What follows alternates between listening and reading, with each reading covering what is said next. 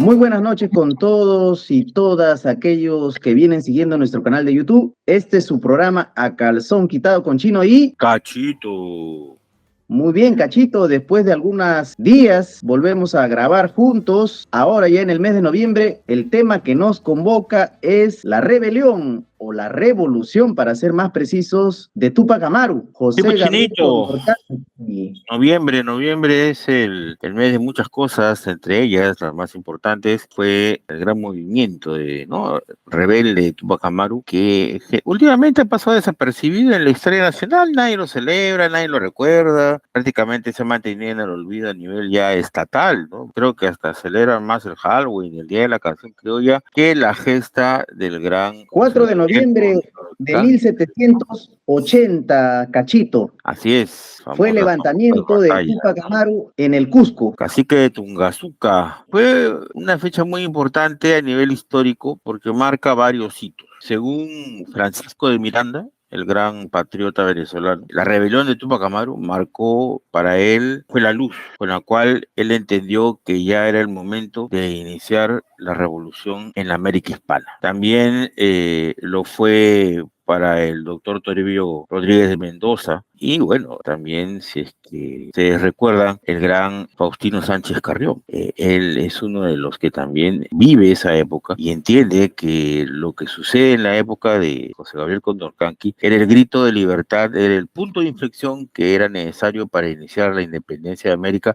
Y ya se puede establecer de que a partir de 1780 para adelante empieza ya todo un proceso revolucionario en toda la América española, dado este grito de libertad de Túpac Amaru II. Pero Túpac Amaru, Micaela Bastidas, amigo Cachito, ¿qué es lo que reclamaban? ¿Fue una rebelión, un levantamiento, una revolución, dicen algunos, contra el reino español por la independencia americana? ¿O qué otras cosas se exigían? ¿Cuál era su programa? ¿Cuál era la propuesta de Túpac Amaru, Cachito? Bueno, hay que entender también el macro de la época. O sea, no es que Túpac Amaru se rebelara contra el rey, porque lo que él hacía era una rebelión por el rey y por el buen gobierno. Ojo, siempre cuando los indígenas de Túpac Amaru entraban en la batalla, ese era, digamos, el grito de combate, porque era una forma de justificar de que al fin y al cabo lo que ellos querían era hacer cambios, transformaciones, pero quizás sin llegar a destruir el orden colonial. Era una forma también de no ser tan radicales en una época tan difícil, porque no te olvides de que él como curaca, como cacique y como miles de caciques que estaban en ese entonces, que formaban parte del virreinato, no solo del Perú, sino de todas las Américas, tenían privilegios. Muchos de esos caciques no lo apoyaron. Túpac Amaru no era ningún pobrecito, era un hombre, No, pues, un potentado. era un noble de su raza. Dentro de lo que era el mundo andino, dentro del hombre andino, él era una persona privilegiada, que bueno, gracias a la educación, porque no se olviden, ojo, tampoco es para decir barbaridades de España, uno no puede negar las atrocidades que cometieron los españoles en América, pero también tampoco podemos negar de que tuvieron mucha estrategia a la hora de tratar a los nobles incas, ¿no? A los nobles, digamos, a los nobles curacas. Ellos les dieron educación, les dieron tierras, les dieron sirvientes para mantenerlos siempre fieles a la corona española. Y ojo, la mayoría de los soldados españoles que defendieron y que después aplastaron todas las rebeliones, todas las insurrecciones patriotas en América, fue basándose en ejércitos indígenas, suministrados por estos curacas bajo la bandera española. Porque realmente no había mucho que sacar de soldados españoles en América, porque realmente la migración era mínima. Tengo entendido de que para la época de la independencia en Lima no había más de 50.000 españoles o 50.000 blancos. Entonces una gran parte de estos soldados indígenas apoyaron a la corona española y lucharon contra los criollos. Entonces, Cachito, para entenderte, bueno, Túpac Amaru, Micaela Bastidas, fue un movimiento, no precisamente de independencia americana contra el rey español, o por lo menos en el inicio no fue así, pero sí por justicia para los suyos. Hay un inicio y después hay un proceso en el cual ya el movimiento, la rebelión de Túpac Amaru comienza a volverse ya radical, en donde ya se da cuenta que ya no tiene otra cosa más que romper totalmente con España, ¿no? Cuando ya él declara, por ejemplo, la libertad de los esclavos, yo creo que ahí él rompe totalmente con la corona española, porque sabe que cualquier rebelión o cualquier actitud o insurrección que haga no iba a ser escuchada. Ya estaba claro que después de tomar las armas contra los ejércitos españoles en esta primera victoria de Sangarará, simplemente ya Entonces, no había forma de retroceder y tuvo pues que ir con todo. Y también los Entiendo. españoles fueron con todo. Entiendo yo entonces que al inicio él pedía justicia para los pueblos originarios, para los indígenas, en función a la propia ley, digamos, de la corona, porque Claro. esa misma ley de la corona no se cumplía en la tierra del virreinato del Perú y sin negar, digamos, la autoridad del rey, va a exigir en el virreinato justicia para los indígenas. Posteriormente, ya conforme pasadas las semanas, va a radicalizarse el proceso y va a exigir ya prácticamente la independencia americana e incluso va a declarar la libertad de los esclavos negros y con eso va de alguna forma a adelantarse a su época porque va a construir la unidad digamos, popular en contra del reino español y por la liberación, adelantándose en mucho a la independencia de los Estados Unidos y también 9 años antes de la Revolución Francesa. Por eso es un precursor, digamos, es un movimiento precursor de la independencia americana y a nivel mundial de ciertas consignas de libertad. ¿No es así, Cachito? Tupac Amaru más que nada lo que hizo al inicio fue reclamar el tema de los corregimientos, que era un sistema de penetración comercial y de gobierno, digamos, autoritario, muy brutal de parte de la corona española, ¿no? El objetivo era meter toda la mercadería que podía, cualquier porquería, y metérsela, imponérsela a las comunidades indígenas, a las comunidades andinas, a la fuerza para poder, pues, digamos, cumplir con la cuota de abastecimiento de lo que venía de España, ¿no? Que al final no eran más que importaciones británicas, o sea, los españoles compraban la Gran Bretaña y revendían al doble, al triple de precio a las comunidades originarias indígenas acá en América, ¿ya? Y esos corregimientos, pues, realmente los curacas estaban ya aburridos, cansados, y eso fue el primer, digamos, el primer golpe al cual quiso hacer caer Tupac Amaru, al ver que no daba y al ver que la corona española simplemente no le iba a hacer caso, no iba a ceder ante ello, al menos a las peticiones de él, ¿no? Porque él fue varias veces a solicitar eso de manera pacífica en Lima. Él muchas incluso conversó con criollos que también estaban de acuerdo,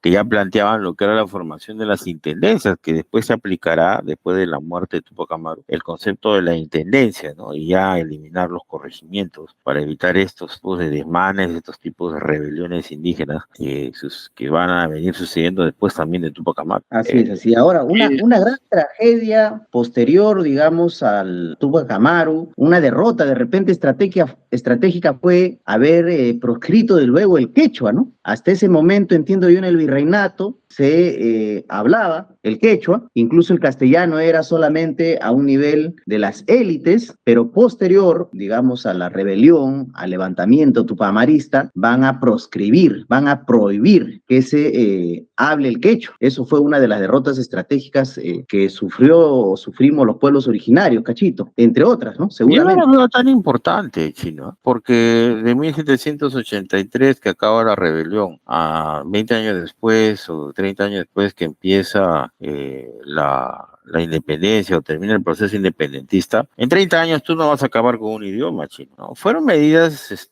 draconianas, medidas más que nada de represión, pero el quechua sigue ahí, porque hoy en día, mira, ha pasado tanto tiempo, hasta con tanta alineación, que gran parte de las comunidades andinas continúan usando el quechua. Creo que más que nada lo que sí fue ya destruir todo lo que fue el linaje incaico, ¿no? Ellos ya, los españoles, desaparecieron, destruyeron cualquier tipo de linaje incaico que tenía que existir. O sea, barrieron con todos aquellos curacazgos que podían tener relación con el linaje del Cusco. Eso sí, iniciaron un proceso de represión total en la zona del Cusco, pero asimismo, ojo, los españoles tampoco eran tontos, o sea, no eran ningunos idiotas, sabían de que si seguían manteniendo ese sistema opresivo, las rebeliones se les iban a venir con 1, 2, 3, 5 Tupac Amaru y eliminaron los corregimientos, ya crearon la famosa intendencia del Cusco, porque uno de los grandes reclamos de Tupac Amaru fue el que haya una audiencia en el no había, porque todos los reclamos tenían que irse a Lima, y por el carácter estratégico y la ubicación geográfica del Cusco era el centro de toda esa zona.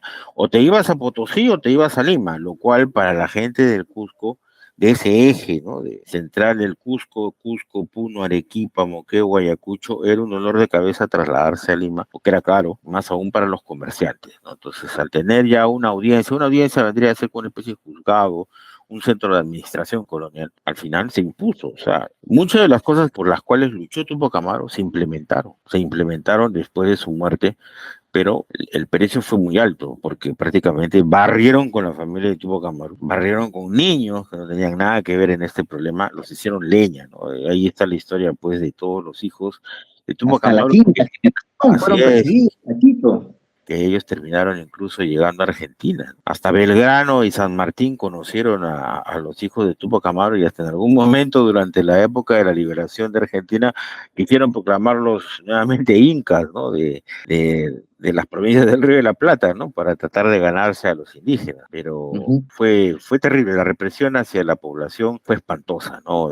Se cortaron cabezas, se eliminaron pues cientos de colaboradores Vale de la pena, Cachito, también mencionar antes de concluir el rol de la mujer, el rol que jugó Micaela Bastidas. ¿Fue ella también una compañera más o fue una comandanta prácticamente del ejército tupamarista, ¿no? ¿Qué podrías decir respecto al Ojo rol de de que Micaela? Micaela Bastidas tampoco era ninguna incauta o una ama de casa. La familia de la Bastidas era influyente, porque además también Micaela Bastidas era mestiza. Ella era más mestiza que indígena. Entonces tenía muchas conexiones Micaela Bastidas con otros grupos de mestizos dentro de toda la zona del Cusco. Entonces muchos de los contactos, mucho de esta logística que después Tupac Amaru necesitó, información, mirones, apoyo logístico, dinero, fondos para sostener la rebelión que duró pues varios años. Lo obtuvo gracias a este manejo de Micaela Bastidas y de todo ese círculo económico familiar que ella tenía. O sea, no era una persona ajena al proceso revolucionario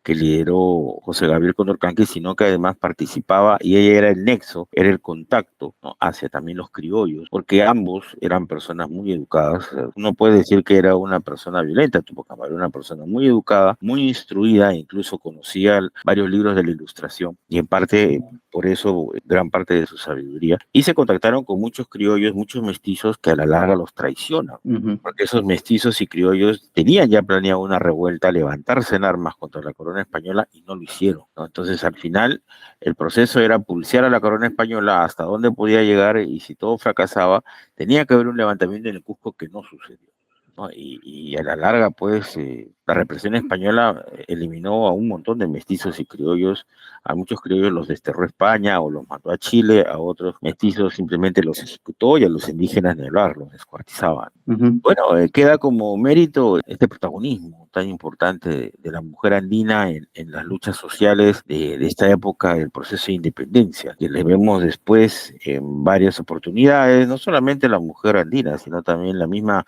mujer mestiza y la criolla peruana, ¿no? Ujú. Tenemos, por ejemplo, sin ir muy lejos, a una persona que también está totalmente olvidada, la historia peruana, que es Manuelita Sáenz, que en Así todos los es. demás países sí es protagonista, menos en el Perú, ¿no? Ujú. O sea, todas las que lucharon por la independencia, mujeres que lucharon por la independencia han sido olvidadas.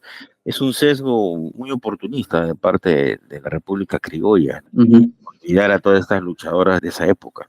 Así es. Buen Cachito, muchas cosas quedan en el tintero, algunos temas a precisar, la continuación tupamarista posterior, los levantamientos de Tupac Katari, por ejemplo, en Bolivia, tan recordados, entre otros, levantamientos ya más contemporáneos, movimientos en toda América Latina han habido de forma ya moderna, contemporánea, pero ya habrá momento para seguir conversando. La verdad, Cachito, que ahorita la coyuntura es repetitiva, ya no trae nada nuevo, así que vamos a tratar de implementar estas efemérides, recordatorios de algunos momentos históricos importantes. Y bueno, ya habrá momento, Cachito, ahora el 5 para mencionar alguno, ha fallecido gran filósofo, fundador de la filosofía de la liberación en América Latina, Enrique Dussel.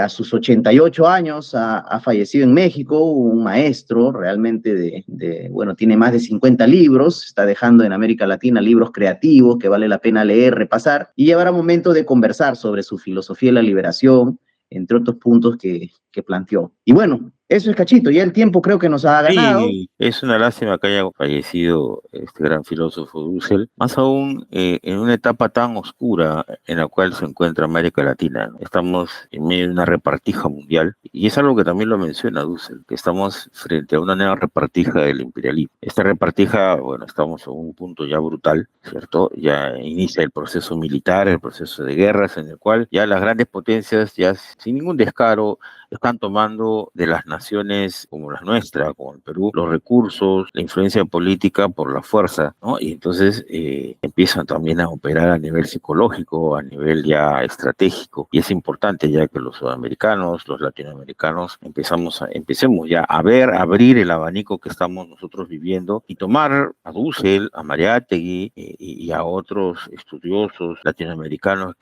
que analizan la realidad continental para crear también nuestra propia filosofía, para crear un enfoque latinoamericano distinto, para encontrar este punto de la liberación. Ya la lucha de liberación hoy en día es la prioridad que nos tiene que envolver a toda la comunidad latinoamericana, porque ya la agresión de los grupos de poder imperiales del mundo es total y no se puede uno mantenerse al margen, porque si no nos van a almorzar. Así es, así. Muy bien, Cachito, temas geopolíticos, temas históricos, temas culturales que esperamos podamos ir tocando en los sucesivos programas. Invitamos nuevamente a todos a seguir nuestro canal, a suscribirse, a hacer comentarios y bueno. No se olviden de ponerle like. Así es, muy bien.